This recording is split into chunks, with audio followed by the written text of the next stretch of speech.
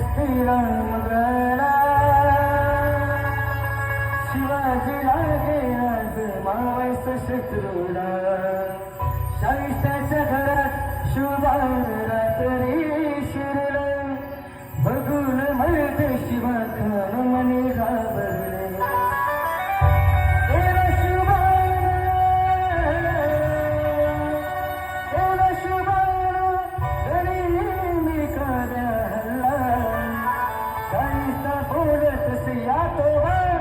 Ya Allah, Tera Shah